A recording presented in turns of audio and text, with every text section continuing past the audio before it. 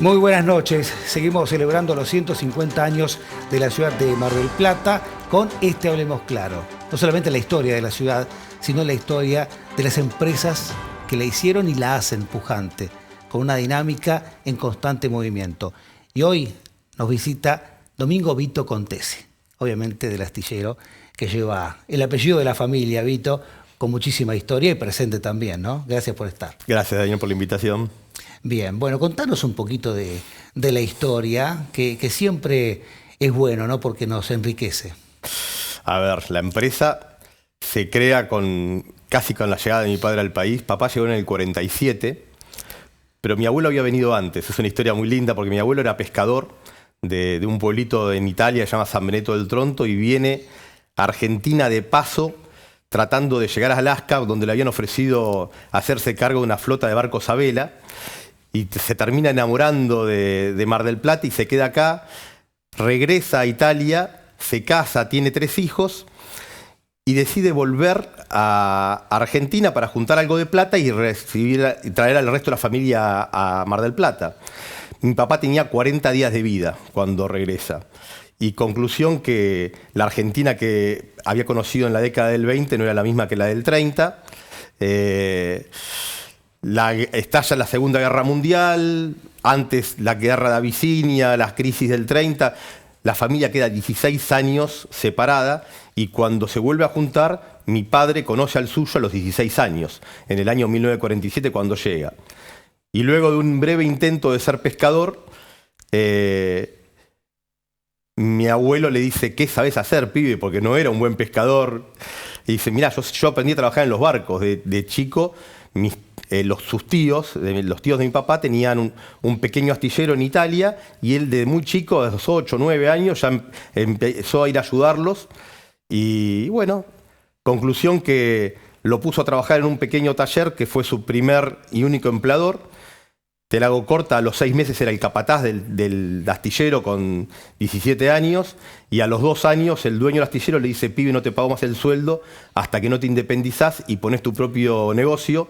Y así fue como nació lo que sería el Astillero de la Juventud, que era básicamente una caja de herramientas donde papá iba a hacer trabajos en el puerto y que años más tarde se convertiría en el Astillero Naval Federico Contesi. Claro, veían el potencial, ¿no? de Federico en ese paso por el taller. Papá era una persona muy especial, era un workaholic total.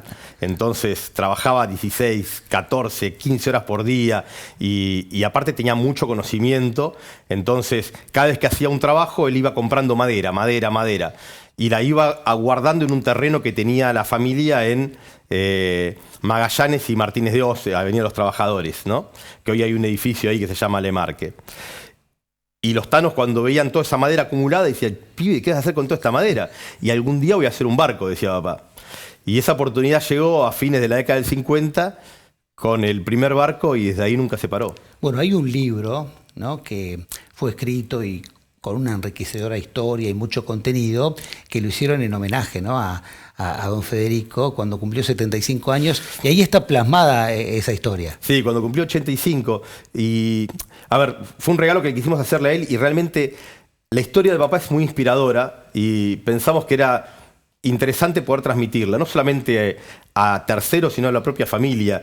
Quizás nuestros hijos o nuestros nietos en el futuro no la van a poder conocer de primera mano contada por Federico. Entonces contratamos una escritora, yo di una mano también y Federico la fue narrando y bueno, la primera parte del libro es una biografía de su vida y la segunda parte es una ficha de cada uno de los 125 barcos que llevábamos botados en ese momento, hoy van 148. Tu viejo, ¿no? Federico, lo que quería era hacerlo feliz a tu viejo cuando llegó al país. Eso es lo que leí, lo que escuché, porque también tenía un hermano que no quería saber nada con la pesca, con la industria, ¿no? Total. El hermano mayor de Federico había trabajado en un estudio de abogacía en Italia y venía con otra formación, no quería ser pescador. Claro. Y papá, toda su infancia había sido la ilusión de conocer Mar del Plata y conocer a su padre. Entonces, cuando lo conoce a su padre, lo menos que quería era que se desilusionara. Entonces papá le dijo, bueno, uno de mis hijos quiero que sea pescador, entonces él lo acompaña. Era un inútil a bordo del barco, se mareaba, no conocía las maniobras, no sabía hacer nada. Entonces el abuelo estaba medio desilusionado, dice, ¿qué este hijo que no sirve para nada? Dice. Y bueno, cuando lo dejó en lo suyo, evidentemente servía para mucho. Y ha dado muchas muestras de eso, ¿no? Obviamente. Y contanos, hablabas de material, madera, ¿no? Con la que se hacían los barcos. Después un incendio terminó con esa historia y le dio paso a lo que es la construcción en acero. Sí, pero no solamente fue por el incendio que se cambió el acero. Los primeros 19 barcos que hicimos fueron de madera y con una particularidad, no había ingenieros. Todo estaba en la cabeza de esos tanos, las formas del barco, las líneas. Te puedo decir, por ejemplo, el segundo barco que botamos, el Libertad, al día de hoy sigue trabajando, del año 1961. Y se contrataba a un dibujante naval cuando el barco estaba terminado para que hiciera los planos para presentarlos en la prefectura. O sea, era todo autodidactas. Y lo que buscaban en ese momento eran las maderas curvas para poder darle forma a las cuadernas, a las rodas, que eran todos cascos curvos. Y en esa época Paraguay, coincidentemente con el tema del incendio, prohíbe la exportación de madera que no sea en tablones tratada. Entonces dejamos de conseguir la madera adecuada, de maderas duras que necesitamos para hacer los barcos. Entonces papá ahí decide, bueno, es el momento de dar un cambio y se empieza con la construcción de barcos de acero a partir de ese incendio que fue el 2 de febrero de 1974, que hubo que reconstruir el astillero y también empezar con una nueva modalidad de trabajo que fue la construcción seriada de barcos de acero. Bueno, tu viejo que vio todo, ¿no? Esa evolución, porque bueno, nos dejó físicamente el año pasado, pero ha visto toda la evolución y aparte la tecnología que hoy se aporta a los barcos, hasta como la fabricación de hielo en el mismo barco, ¿no? A bordo. Sí, la industria naval tiene una particularidad que es que vos ves el layout de nuestro astillero y el de un astillero del primer mundo y no son muy disímiles. O sea, la tecnología la podemos incorporar en los barcos a partir de lo que proveen otras fábricas, ya sea, por ejemplo, en motores más sofisticados, equipamiento electrónico, fábricas de hielo, como mencionabas. Entonces, eso nos permite estar bastante actualizado. Y Federico en ese sentido también era muy inquieto, muy curioso por ver lo que pasaba en el mundo y siempre tratamos de compatibilizar las dos cosas. El trabajo artesanal, porque básicamente nuestro trabajo es un trabajo muy artesanal, con la tecnología, la innovación, y bueno, eso ha sido también un leitmotiv que se ha mantenido en el tiempo y que tratamos de seguir preservando. La importancia, ¿no?, de estar siempre a la vanguardia y sobre todo nos contabas el presente y también lo que fue la historia, con chicos formados en escuelas técnicas que hacen pasantías, realizan pasantías. Y después muchos de ellos, ¿no?, forman parte de la familia del astillero. Sí, es una modalidad que empezó papá en la década del 90 con un plan que se llamaba de enseñanza dual. Después, en las épocas de crisis, donde el astillero no tuvo posibilidad de crecimiento, obviamente se enfrió un poco, pero ahora a partir de todo este proceso que fue un nuevo brote verde que empezó con la renovación de la flota, que tuvimos que duplicar o casi triplicar el plantel laboral, decidimos que ese fuera nuestro método y la verdad que nos ha dado muy buenos resultados.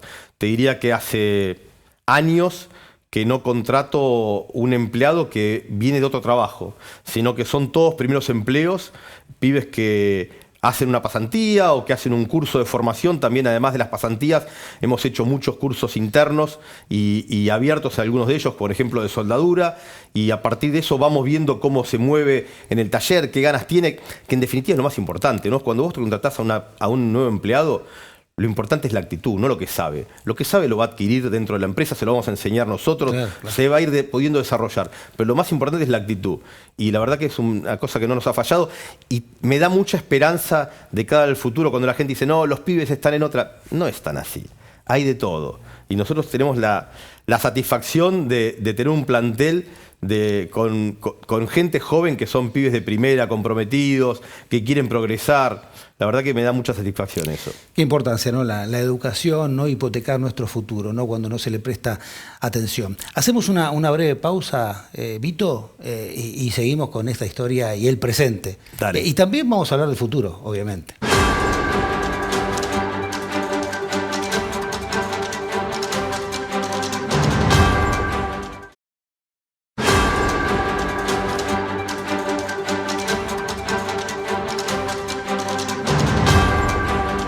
seguimos en esta linda charla enriquecedora, ¿no? Con Vito Contesi. Y Vito, hablamos de el astillero, de la construcción de los barcos, de cómo ha sido la innovación, el aporte de la tecnología, la mano de obra de la gran familia Contesi. ¿Y cuál es el presente con respecto a la fabricación de barcos? Porque muchas veces hemos escuchado que fue siempre como remar en dulce de leche, ¿no? A medida del paso de los años, pero después hubo un cambio en cuanto a lo que es el trabajo y la dinámica. Sí, totalmente. Es una industria que ha tenido sus ciclos y generalmente ha tenido periodos muy adversos. En los 90, en los 80, cuando se cortaron los créditos, que eran un gran impulsor de la industria naval y que desaparecieron la mayoría de los astilleros.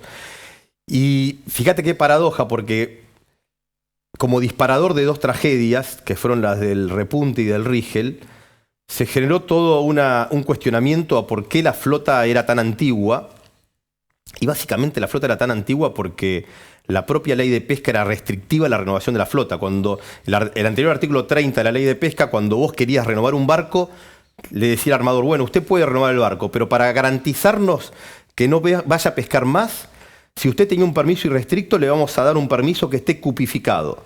Entonces el armador decía, pará, es el momento que yo quiero invertir y en vez de beneficiarme me estás castigando y me vas a limitar el alcance de mi permiso, deja que sigo reparando el barco viejo. Así fue cuando sucedieron estas dos tragedias. Se hace un estudio y nos damos cuenta que la flota tenía una antigüedad promedio de 40 años. Y había barcos que tenían 65, hasta 55, 60 años, como de hecho los que naufragaron. No es que el barco naufraga por viejo, pero no tenía lógica que veníamos de años de buena rentabilidad de la pesca, con la aparición del langostino, y tener una flota que fuera tan obsoleta. Bueno, ahí fue cuando a finales del gobierno de Macri se sanciona un DNU de renovación de la flota que le pone una ley de vida útil máxima, pero que además, lo más importante, por primera vez le da un incentivo a la construcción nacional, que era poder hacer el barco hasta un 10% más grande con respecto al barco que venía del extranjero. Fue auspicioso, pero sabíamos que faltaba algo. Y lo que faltaba, curiosamente, se complementó en el gobierno siguiente, el gobierno de Alberto Fernández, que fue la decisión de no permitir que se importaran los buques usados que se podían construir nuevos en el país. Y vos fijate qué cosa rara, ¿no? Porque dos medidas de dos gobiernos antagónicos terminaron constituyendo una política de Estado y el sector explotó. En el sentido de que nosotros tuvimos que primero aumentar un 30% nuestra capacidad instalada y luego construimos una nueva nave para duplicar la capacidad instalada. SPI hizo una nueva nave industrial y se puso a construir barcos, cosa que antes no hacía, que se dedicaba a reparaciones. TPA, el otro astillero de Mar del Plata, también hizo una nueva nave industrial. En el Delta, astilleros que se dedicaban a construir barcos turísticos, catamaranes o areneros, comenzaron a construir barcos pesqueros. Un astillero histórico de Necochea se reactivó también. Y la verdad que veníamos en un proceso muy interesante porque todos los barcos que se estaban construyendo eran barcos de una nueva generación, son barcos de una nueva generación. Pero bueno, lamentablemente hoy estamos en una ralentización de todo ese proceso por una nueva situación de crisis que está generando algún impacto, tanto en la industria pesquera como en la industria naval. Claro, ya vamos a hablar, ¿no?, también del tema de la Ley Federal de Pesca, pero en torno a lo que estás diciendo, la industria de la pesca genera muchísima mano de obra y permanentemente tiene un valor agregado. Más allá del recurso humano y de la tecnología, es siempre estar a la vanguardia, ¿no?, porque eso demanda el sector. Es más, cuando se otorgan los permisos de pesca también se tienen en cuenta todas esas situaciones. ¿Qué hay de la historia, ¿no?, de lo que es la pesca y de esos guardapolos blancos que ¿no?, vestían la calle 12 de octubre hasta no hace mucho tiempo y lo que es ahora, ¿no?, en torno a lo que es la actividad? Ha habido un cambio y es un cambio lógico por los tiempos que corren. Lamentablemente esos guardapolvos blancos, que en un momento el SOIP llegó a tener 20.000 afiliados, es muy difícil que vuelvan porque el mundo ha cambiado. Pero también nos encontramos con nuevos desafíos que no hemos estado a la altura de las circunstancias para explotar al máximo. Y yo soy me siento parte del sector pesquero, no solamente por haber sido nuestro astillero una pieza fundamental en el desarrollo de la industria pesquera de Mar del Plata, sino porque aparte, en una época quizás de una forma no deseada o no premeditada, nuestro astillero también invirtió en el propio sector pesquero y hoy somos accionistas de un grupo pesquero. Es otra historia esa que empezó de una forma rara porque con la voluntad que tenía Federico siempre de no parar el astillero, no parar el trabajo, en algún momento decidió construir barcos para que lo explotaran un capitán, maquinista, que fueron socios junto con el astillero, y ahí nació lo que es hoy el Grupo Veraz. Pero en definitiva, no hemos sabido, creo, desde el sector pesquero, poder explicar a la sociedad qué es realmente la pesca, cuál es la importancia de esta gran cadena de valor que vos mencionabas, que no es solamente una actividad extractiva, es una actividad alimenticia, y que, bueno, tiene sus desafíos de cara al futuro y estamos en esa situación hoy, ¿no? Tratando de desenmarañar todo eso. Bueno, pero qué importante es todo esto, ¿no? Y la comunicación, sobre todo, de lo que se hace en la industria de la pesca, en sus distintos eslabones, por la imagen que tiene la gente, ¿no? La sociedad del empresario. ¿Qué pensás de eso? Y sí, es como te decía antes, yo soy muy autocrítico y creo que debemos que dar un cambio comunicacional. Muchas veces en el sector pesquero no hablamos o hablamos mal o hablamos siempre los mismos referentes. Tenemos que mostrar estadísticas, tenemos que mostrar costeos, tenemos que mostrar datos duros para que la gente entienda. Tenemos que dejar de hablar en lenguaje técnico que la gente no entiende. O sea, la pesca es muy disímil. Y vos en un mismo año podés tener partes del sector pesquero que están teniendo buena rentabilidad y partes que están teniendo muy mala rentabilidad, que es un poco lo que está pasando ahora. Venimos de una buena temporada de calamar, pero venimos con, por ejemplo, buenas capturas de langostino, pero con mala rentabilidad en lo que es langostino. La pesca costera y la pesca fresquera de Mar del Plata ya viene hace bastante tiempo muy mal. Entonces vos decís, che, ¿cómo pierden plata y las empresas crecen? Hay empresas integradas que tienen una patita en el calamar, a lo mejor una pata en la merluza negra, o sea, en otros sectores que están yendo bien, pero no es la realidad de toda la pesca. En definitiva, si vos ves la historia de la pesca, son más las empresas que se han fundido que las que han subsistido, ¿no? Miles de nombres: Ventura, Mellino, Barilari, Greco, Arpemar, Estrella de Mar. En la historia de Mar del Plata lo tenemos. Entonces no es un negocio, es más, no me gusta hablar de negocio, no es una industria sencilla, y que tiene un potencial grande en el tema del agregado de valor, pero lamentablemente hace tiempo que no se incentiva el agregado de valor. Entonces no se pueden aumentar las exportaciones en base a capturas, porque todos los recursos del mar argentino están en su máximo rendimiento. Pero sí se podrían duplicar las exportaciones en base a agregado de valor. Pero es una tarea muy difícil y donde muchas veces no tenemos el acompañamiento del Estado, de las autoridades para hacer ese desafío. Claro, y ser empresario en la Argentina también implica el riesgo adicional de los altibajos y vaivenes, ¿no? Y la falta de una política de Estado, quizá, que termine con estas situaciones y brinde un escenario mejor para el trabajo. Hacemos otra pausa y seguimos. Dale, Vito. Dale.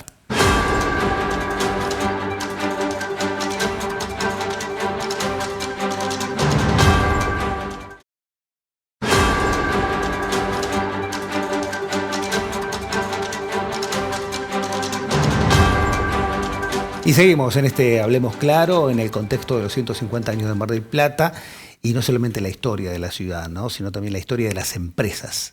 Y estamos en esta entrevista muy enriquecedora, como lo hemos dicho, con Vito Contesi, con quien continuamos hablando. ¿Te sentís bien, Vito, cómodo? Perfecto. Muy bien, bueno, esa es la idea, porque para contar la historia del astillero y el presente, tenemos que hacerlo en un ámbito en el que yo te puedo hacer las preguntas y vos responder en torno a lo que ha sido la experiencia enorme de la historia del astillero, con Federico Contesi a la cabeza, pero también nos habíamos quedado en un punto que tiene que ver con la actual realidad, y es la coyuntura económica, la coyuntura de gobiernos, y cómo ves todo esto que se ha dado en estos últimos tiempos en torno a la Ley Federal de Pesca, los cambios, las modificaciones, que sí, que no. Bueno, hubo medidas en las últimas horas que terminaron quizá con cierta incertidumbre, pero ¿cómo continúa? A ver, tiene varias aristas la pregunta. Claro. Comenzamos el año y la relación con el nuevo gobierno con un cimbronazo muy grande, como fue incluir una modificación de la Ley Federal de Pesca en el primer proyecto de ley bases, que afortunadamente no salió, y es una buena oportunidad para agradecer a todo el marco político de la oposición y del propio oficialismo, que entendió el mensaje y la problemática del sector pesquero. Hubiera sido muy grave, muy trágico, porque se estaba trabajando sobre el desconocimiento y el prejuicio, ¿no? Y hoy estamos con otros desafíos, superado eso, que no son solamente el tema de la renovación de las cuotas, sino que es la propia subsistencia de un sector netamente exportador en un escenario donde falta competitividad. Y, a ver, no es solamente competitividad cambiaria. Yo soy un convencido que esto no se soluciona devaluación tras devaluación. Pero cuando hablamos de competitividad decimos que hay el tema de impositivo, el tema logístico, y son todas cosas donde lamentablemente no se pueden resolver de la noche a la mañana. El gobierno no puede bajarme los impuestos hoy porque estaría renunciando al superávit fiscal. Y nosotros queremos que la macroeconomía se ordene porque es fundamental para que las empresas de todo tipo subsistamos. Entonces, en ese sentido, apoyamos firmemente los esfuerzos que se están haciendo. El problema es que hay una desincronización o, digamos, un gradualismo selectivo, le llamo yo, porque el gobierno tiene que ser gradual en sus medidas, porque como decíamos antes, no me puede dar competitividad por otras vías automáticamente, pero lamentablemente a las empresas se le pide que sean competitivas hoy y tienen que subsistir hoy con estas reglas de juego, que son un tipo de cambio no tan bueno o medio atrasado, derechos de exportación, una carga impositiva enorme. Y la pesca, contrariamente a lo que se piensa, no es un sector extractivo, es un sector industrial que tiene una estructura de costos muy compleja y que ha tenido una distorsión muy grande en su estructura de costos. Por ejemplo, históricamente un barco pesquero, la primera cadena del eslabón, el que capturaba, era un 33% de salarios, un 33% de gastos operativos y un 33% de contribución marginal, que es lo que le queda al armador para pagar los gastos fijos de la empresa, renovar el barco, pagar impuestos, todo eso. Hoy si ves ese mismo cuadro, esa misma torta, encontrás que en algunos sectores, en algunas especies, los salarios llegan al 60% o el 65%. Y el gasto operativo es el otro 30% y no te quedó nada de contribución marginal. O sea, hoy algunos barcos salen a pescar a pérdida. Y si el barco pesca a pérdida, es un barco que no se va a renovar. Claro, ¿y cómo tomás entonces cuando desde el gobierno dicen pescan gratis, hay que cambiar esto? Es un gran desconocimiento eso. Lo hemos explicado, pero que no es solamente que tenemos una carga tributaria muy alta, como la tiene cualquier otra actividad industrial, el que fabrica este vaso o el que hace zapatos, paga en Argentina un 40%, 45% de impuestos. La pesca paga lo mismo. Pero además de eso, también existen derechos preexistentes que también fueron muy onerosos y se pagaron cuando vos te adquiriste un permiso de pesca o lo otorgaron, era a cambio de un proyecto pesquero que implicaba una inversión, implicaba tomar gente, o sea, nada ha sido gratis en la pesca. Y pescar no es conectar un caño y extraer los peces del mar. Para ir a pescar, o sea, no es cosechar solamente sin sembrar antes. Nuestra siembra es invertir en el barco, invertir en una planta, ponerle combustible al barco, comprar todos los insumos que se requieren después para hacer la elaboración en tierra. Claro, bueno, en base a eso también se otorgan las cuotas, ¿no? Sí, las cuotas, fíjate qué casualidad. Las cuotas muchos lo consideran como un derecho y yo creo que en realidad son una restricción. Nosotros teníamos en la Argentina permisos de pesca que eran irrestrictos y perennes. Y en los 90 hubo un desmanejo tan grande que se llegó a un nivel de sobrepesca. Y para ajustar al sector luego de esa sobrepesca fue que se instauró este sistema de cuotas individuales transferibles de captura en el marco de una ley que fue copiada de los países más liberales del mundo, de Finlandia, de Nueva Zelanda, de Islandia, y se otorgaron las cuotas. Pero cuando se otorgaron las cuotas, vos tenías a los permisionarios que tenían permisos, y vuelvo a repetir, perennes y restrictos. aceptamos renunciar a esos derechos y tener limitaciones de captura en pos de proteger al recurso. Entonces, contrariamente a lo que la gente piensa que bueno, la cuota es un derecho, la cuota ha sido una restricción que asumimos para tratar de proteger el recurso y para tratar de que no se pesque más de una forma olímpica, que era, se habilitaba la pesca, íbamos todos a pescar, cuando se llevaba la captura máxima permisible dejábamos de pescar y por ahí teníamos el sector parado el mes de abril. Claro, ahora todos los barcos tienen permisos. Fíjate que en el país tenemos, todos los barcos tienen cuota, perdón que te interrumpí antes. Sí, sí. Todos los barcos tienen permisos de pesca, sí, nacionales o provinciales, pero no todas las especies están cotificadas. En el mar argentino se capturan de manera comercial más de 50 especies y solamente 5 están cotificadas. De esas 5, una de ellas es importante o fue históricamente importante, la más importante hoy no lo es, pero sí lo es en términos de empleo y para la ciudad de Mar del Plata, que es la merluza upsi. Hoy la especie estrella en términos de facturación es el langostino. Después le sigue el calamar, en tercer lugar está la merluza upsi, pero sigue siendo la merluza upsi la que más empleo genera en ciudades como Mar del Plata. Bien, y ese empleo que genera en la ciudad de Mar del Plata tiene que ver y mucho con lo que es la industria naval, sus empresas, la historia de las mismas y con algo que va a pasar el próximo día lunes y que tiene que ver con una nueva botadura, porque esto no se detiene, Víctor. Sí, la verdad es una gran alegría y es una botadura distinta porque es un barco que tenemos que haber botado en el mes de mayo, fíjate qué curioso. Y como fruto de esta crisis se está cambiando de dueños antes de la botadura. Muchas veces es difícil explicar esta dualidad de realidades, pero yo tengo una explicación muy clara. O sea, vos ves la foto hoy del astillero, tenemos 7 barcos en construcción simultánea. Nunca en la historia. Pero eso no significa que estemos bien o que estemos teniendo buena rentabilidad, sino que significa que es una foto de una situación que se empezó a dar de la renovación de la flota que mencionábamos antes, y muchos de los barcos que hoy tengo en construcción son barcos que se vienen negociando hace 2 o 3 años atrás.